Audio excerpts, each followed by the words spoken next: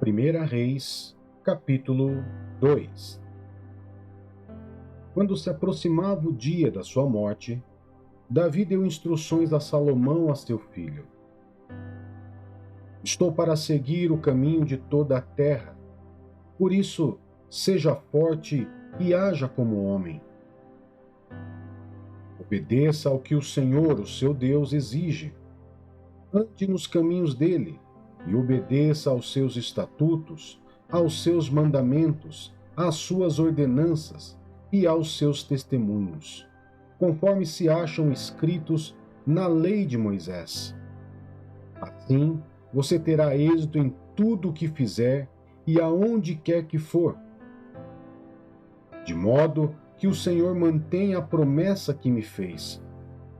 Os seus descendentes cuidarem da sua conduta e se me seguirem fielmente de todo o coração e de toda a alma, você jamais ficará sem descendente no trono de Israel. Você sabe muito bem o que Joabe, filho de Zeruia, me fez. O que fez com os dois comandantes dos exércitos de Israel, Abner, filho de Ner, e Amasa, filho de Jeter. Ele os matou, derramando sangue em tempos de paz. Agiu como se estivesse em guerra e com aquele sangue manchou seu cinto e as suas sandálias. Proceda com a sabedoria que você tem e não o deixe envelhecer e descer em paz à sepultura. Seja, porém, bondoso com os filhos de Barzilai, de Gileade. Admita-os entre os que comem à mesa com você, pois eles me apoiaram quando fugi do seu irmão Absalão. Lembre-se também de Simei, filho de Gera, o benjamita de Baurim. Ele lançou terríveis maldições contra mim no dia em que fui a Manaim. Depois, porém, desceu ao meu encontro no Jordão, e eu lhe jurei pelo Senhor que não o mataria à espada. Contudo, agora, não o considere inocente. Você é um homem sábio e saberá o que fazer com ele. Apesar dele já ser idoso, faça-o descer ensanguentado à sepultura. Então Davi descansou com seus antepassados e foi sepultado na cidade de Davi. Ele reinou 40 anos em Israel, 7 anos em Hebrom e 33 anos em Jerusalém. Salomão assentou-se no trono de Davi, o seu pai, e o seu reinado foi firmemente estabelecido. Adonias, filho de Agite, foi até Batseba, mãe de Salomão. Ela lhe perguntou: Você vem em paz? Sim, respondeu. Ele acrescentou: Tenho algo a dizer. Fale, disse ela. Você sabe, disse Adonias, que o reino era meu. Todo Israel me via como rei. As circunstâncias, porém, mudaram, e o reino foi para o meu irmão, pois o Senhor o concedeu a ele. Agora, quero fazer um pedido a você e peço que não o recuse. Ela disse: Diga. Então ele prosseguiu: Peça, por favor, ao rei Salomão que me dê a sunamita Abisag por mulher, pois ele não se recusará a atender você. Está bem, respondeu Batseba. Falarei com o rei em seu favor. Quando Batseba foi falar ao rei em favor de Adonias, Salomão levantou-se para recebê-la e inclinou-se diante dela. Depois assentou-se no seu trono, mandou que trouxessem um trono para sua mãe, e ela se assentou à sua direita. Tenho um pequeno pedido a fazer-lhe, disse ela. Peço que não o recuse. O rei respondeu: Faça o pedido, minha mãe. Não me recusarei a atender você. Então ela disse: Dê a Abisag, a sunamita, por mulher a Adonias, o seu irmão. O rei Salomão perguntou à sua mãe: por que você pede somente a sunamita Abisag para Adonias? Peça logo o reino para ele, para o sacerdote Abiatar e para Joabe, filho de Zeruia. Afinal, ele é meu irmão mais velho. Então o rei Salomão jurou pelo Senhor: que Deus me castigue com todo rigor, se isso que Adonias falou não lhe custar a própria vida. Agora, tão certo como vive o Senhor, que me estabeleceu no trono de Davi, o meu pai, e fundou uma dinastia para mim, conforme prometeu, hoje mesmo Adonias será morto. O rei Salomão deu ordem a Benaía, filho de Joiada, que ferisse e matasse Adonias. Ao sacerdote Abiatar, o rei ordenou: vá para suas terras em Anatote. Você merece morrer, mas hoje eu não o matarei, pois você carregou a arca do soberano, o Senhor, diante de Davi, o meu pai, e partilhou de todas as aflições dele. Salomão expulsou Abiatar do sacerdócio do Senhor, cumprindo a palavra que o Senhor tinha dito em Siló, a respeito da família de Eli.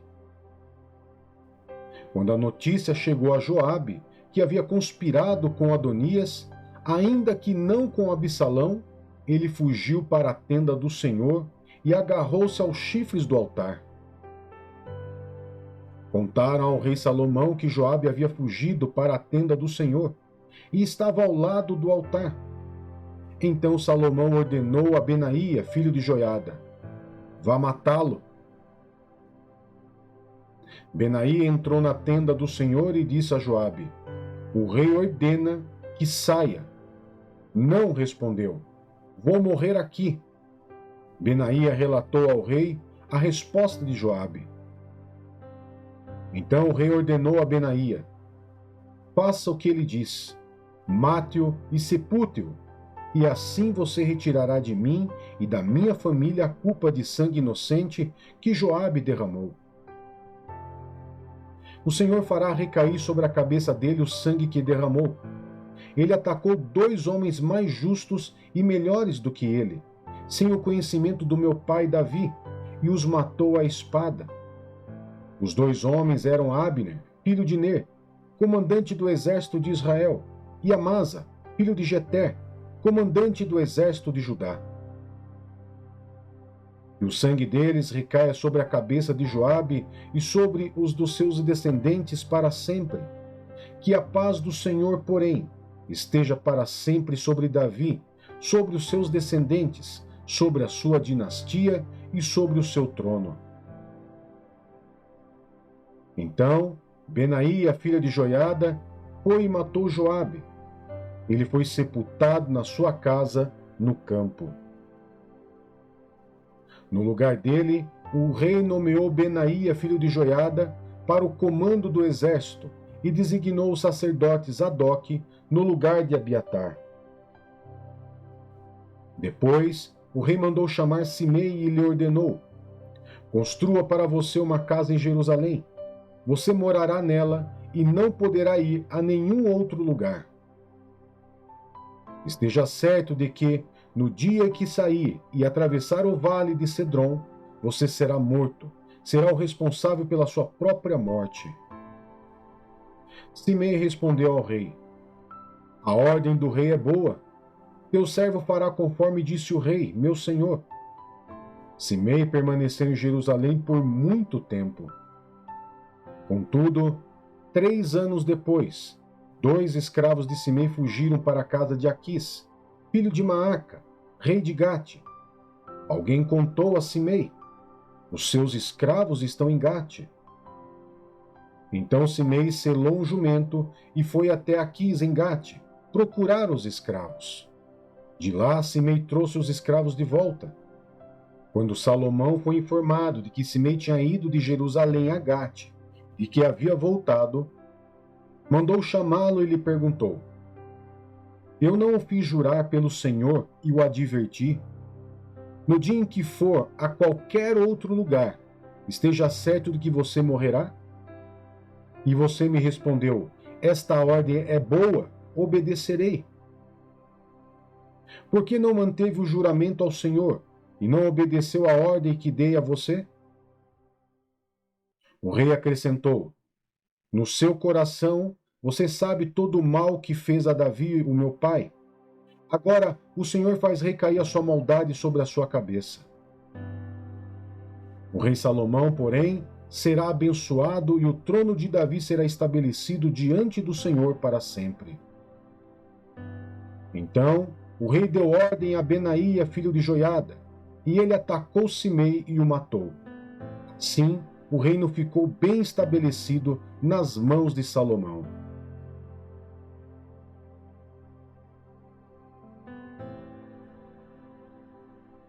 Ezequiel, capítulo 33. Esta palavra do Senhor veio a mim. Filho do homem, fale com os seus compatriotas e diga-lhes: quando eu trouxer a espada contra uma terra, e o povo dessa terra escolher um homem dos seus territórios para ser sentinela, e ele vir a espada vindo contra a terra, e tocar a trombeta para divertir o povo. Então, se alguém ouvir a trombeta, mas não der atenção à advertência, e a espada vier e tirar a sua vida, este será responsável por sua própria morte. Uma vez que ele ouviu o som da trombeta, mas não deu atenção à advertência, será responsável por sua morte. Se ele desse atenção à advertência, se livraria. Mas, se a sentinela vir chegar a espada, e não tocar a trombeta para divertir o povo, e a espada vier e tirar a vida de um deles, aquele homem morrerá por causa da sua iniquidade. Mas considerarei a sentinela responsável pela morte daquele homem. Filho do homem, eu o fiz sentinela para o povo de Israel. Por isso, ouça a minha palavra e advirta-os em meu nome. Quando eu disser ao ímpio: você certamente morrerá, e você não falar para dissuadi-lo dos seus maus caminhos, aquele ímpio morrerá pela iniquidade dele, mas eu considerarei você responsável pela morte dele. Contudo, se você advertir o ímpio para que se desvie dos seus caminhos, e ele não se desviar, ele morrerá pela iniquidade dele, mas você estará livre dessa culpa. Filho do homem, diga ao povo de Israel: é isto que vocês estão dizendo. As nossas ofensas e os nossos pecados são um peso sobre nós, e estamos desfalecendo por causa deles. Como então poderemos viver? Diga-lhes: tão certo como eu vivo, declara o soberano Senhor, não tenho prazer na morte dos ímpios. Antes, tenho prazer em que eles voltem dos seus maus caminhos e vivam. Voltem dos seus maus caminhos. Por que vocês haveriam de morrer, ó povo de Israel? Por isso, filho do homem, diga aos seus compatriotas: a retidão do justo não o livrará se ele se voltar para a desobediência, e a maldade do ímpio não o fará cair se ele se desviar dela. Se pecar, o justo não viverá por causa da sua justiça. Se eu garantir ao justo que ele irá viver, mas ele, confiando na sua justiça, fizer o mal, nada será lembrado das suas ações justas. Ele morrerá por causa do mal que fez. E se eu disser ao ímpio: certamente você morrerá, mas se ele se desviar do seu pecado e fizer o que é justo e direito, se ele devolver o que apanhou como penhor de um empréstimo, se devolver o que roubou, agir segundo os estatutos que dão vida, e não fizer mal algum, certamente viverá, não morrerá. Nenhum dos pecados que cometeu será lembrado contra ele. Ele fez o que é justo e direito, certamente viverá. Contudo, os seus compatriotas dizem: o caminho do Senhor não é justo, mas é o caminho deles que não é justo. Se um justo se desviar da sua justiça e cometer pecado, morrerá por causa disso. E se um ímpio se desviar da sua maldade e fizer o que é justo e direito, viverá por assim proceder. No entanto, ó povo de Israel, você diz: o caminho do Senhor não é justo, mas eu julgarei cada um de acordo com seus próprios caminhos. No 5º dia do 10º mês, do 12º ano do nosso exílio, um homem que havia escapado de Jerusalém veio a mim e disse: a cidade caiu. Ora, na tarde do dia anterior, a mão do Senhor estivera sobre mim, e ele abriu a minha boca antes de chegar aquele homem pela manhã. Assim, foi aberta a minha boca, e eu não me calei mais. Então, esta palavra do Senhor veio a mim: filho do homem, o povo que vive naquelas ruínas em Jerusalém está dizendo: Abraão era apenas um único homem, contudo possuía a terra. Mas nós somos muitos. Com certeza receberemos a terra como propriedade. Então diga a eles que assim diz o soberano Senhor: uma vez que vocês comem carne com sangue, voltam-se para os seus ídolos e derramam sangue, como deveriam possuir a terra? Vocês confiam na espada, fazem coisas detestáveis, e cada um de vocês contamina a mulher do seu próximo. Deveriam possuir a terra? Diga-lhes que assim diz o soberano Senhor: tão certo como eu vivo, os que restam nas ruínas cairão à espada. Os que estão no campo entregarei aos animais selvagens, para serem devorados, e os que se abrigam em fortalezas e em cavernas morrerão de peste. Tornarei a terra um deserto abandonado, darei fim ao poder de que se orgulha, e então arrasados estarão os montes de Israel, que ninguém desejará passar por lá. Eles saberão que eu sou o Senhor, quando eu tiver tornado a terra um deserto abandonado por causa de todas as práticas detestáveis que eles cometeram. Quanto a você, filho do homem, os seus compatriotas estão conversando sobre você perto dos muros e às portas das casas, dizendo uns aos outros: venham ouvir a mensagem que veio da parte do Senhor. O meu povo vem a você, como costuma fazer, e senta-se para ouvir as suas palavras, mas não as põe em prática. Com a boca expressam devoção, mas o coração deles está ávido por ganhos injustos. De fato, para eles você não é nada mais que um cantor, que entoa cânticos de amor com uma bela voz e que sabe tocar bem um instrumento, pois eles ouvem as suas palavras, mas não as põem em prática. Quando tudo isso acontecer, e certamente acontecerá, eles saberão que um profeta esteve no meio deles.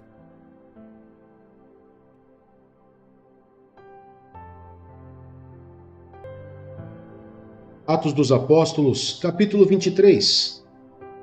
Paulo, fixando os olhos no sinédrio, disse: meus irmãos, tenho cumprido meu dever para com Deus com toda boa consciência até o dia de hoje. Diante disso, o sumo sacerdote Ananias deu ordens aos que estavam perto de Paulo para que lhe batessem na boca. Então Paulo lhe disse: Deus te ferirá, parede branqueada. Estás aí sentado para me julgar conforme a lei, mas contra a lei me mandas ferir? Os que estavam perto de Paulo disseram: você ousa insultar o sumo sacerdote de Deus? Paulo respondeu: irmãos, eu não sabia que ele era o sumo sacerdote, pois está escrito: não fale mal de uma autoridade do seu povo. Então Paulo, sabendo que alguns deles eram saduceus e outros fariseus, bradou no sinédrio: irmãos, sou fariseu, filho de fariseu. Estou sendo julgado por causa da minha esperança na ressurreição dos mortos. Dizendo isso, surgiu uma violenta discussão entre os fariseus e os saduceus, e a assembleia ficou dividida. Os Os saduceus dizem que não há ressurreição, nem anjos, nem espíritos. Mas os fariseus admitem todas essas coisas. Houve um grande alvoroço, e alguns dos mestres da lei, que eram fariseus, se levantaram e começaram a discutir intensamente, dizendo: Não encontramos nada de errado neste homem. Quem sabe se algum espírito ou anjo falou com ele? A discussão tornou-se tão violenta que o comandante teve medo que Paulo fosse despedaçado por eles. Então ordenou que as tropas descessem e o retirassem à força do meio deles, levando-o para a fortaleza. Na noite seguinte, o Senhor, pondo-se ao lado dele, disse: Coragem! Assim como você testemunhou a meu respeito em Jerusalém, deverá testemunhar também em Roma. A conspiração para matar Paulo. Na manhã seguinte, os judeus tramaram uma conspiração e juraram solenemente que não comeriam nem beberiam enquanto não matassem Paulo. Mais de 40 homens estavam envolvidos nessa conspiração, e dirigindo-se aos chefes dos sacerdotes e aos líderes dos judeus, disseram: Juramos solenemente, sob maldição, que não comeremos nada enquanto não matarmos Paulo. Agora, portanto, você e o Sinédrio peçam ao comandante que o faça comparecer diante de vocês, com o pretexto de obter informações mais exatas sobre o seu caso. Estaremos prontos para matá-lo antes que ele chegue aqui. Entretanto, o sobrinho de Paulo, filho de sua irmã, teve conhecimento dessa conspiração. Foi à fortaleza e contou tudo a Paulo, e chamando um dos centuriões, disse: Leve este rapaz ao comandante, ele tem algo para lhe dizer. Assim ele o levou ao comandante. Então disse o centurião: Paulo, prisioneiro, chamou-me, pediu-me que trouxesse esse rapaz, pois ele tem algo para te falar. O comandante tomou o rapaz pela mão, levou-o à parte e perguntou: O que você tem para me dizer? Ele respondeu: Os judeus planejaram pedir-te que apresentes Paulo ao Sinédrio amanhã, sob pretexto de buscar informações mais exatas a respeito dele. Não te deixes convencer, por mais de 40 deles estão preparando uma emboscada contra Paulo. Eles juraram solenemente não comer nem beber enquanto não o matarem. Estão preparados agora, esperando que prometas atender-lhes o pedido. O comandante despediu o rapaz e recomendou-lhe: Não diga a ninguém que você me contou isso. Paulo é transferido para Cesareia.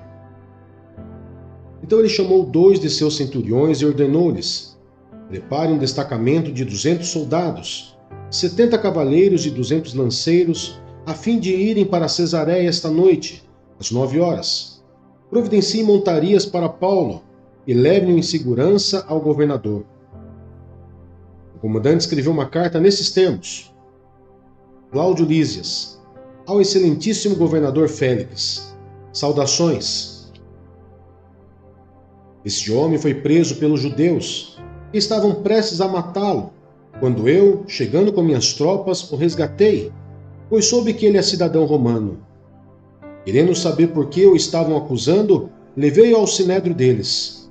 Descobri que ele estava sendo acusado em questões acerca da lei deles, mas não havia contra ele nenhuma acusação que merecesse morte ou prisão. Quando fui informado de que estava sendo preparada uma cilada contra ele, enviei-o imediatamente a Vossa Excelência. Também ordenei que os seus acusadores apresentassem a Vossa Excelência aquilo que têm contra ele. Os soldados, cumprindo o seu dever, levaram Paulo durante a noite e chegaram a Antipátride. No dia seguinte, deixaram a cavalaria prosseguir com ele e voltaram para a fortaleza. Quando a cavalaria chegou a Cesareia, deu a carta ao governador e lhe entregou Paulo. O governador leu a carta e perguntou de que província era ele. Informado de que era da Cilícia, disse: Ouvirei seu caso quando os seus acusadores chegarem aqui. Então ordenou que Paulo fosse mantido sob custódia no palácio de Herodes.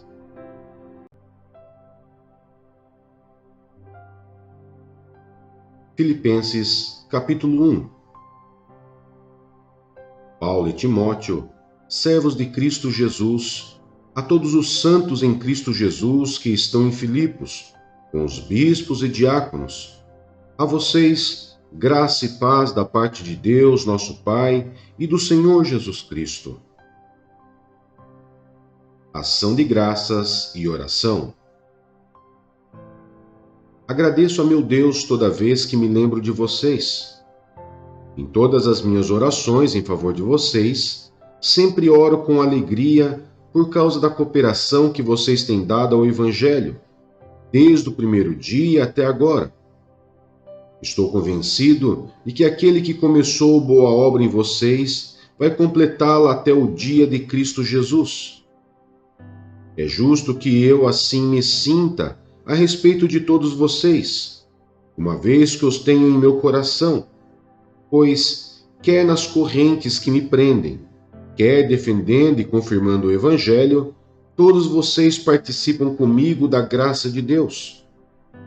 Deus é minha testemunha de como tenho saudade de todos vocês, com a profunda afeição de Cristo Jesus. Esta é a minha oração.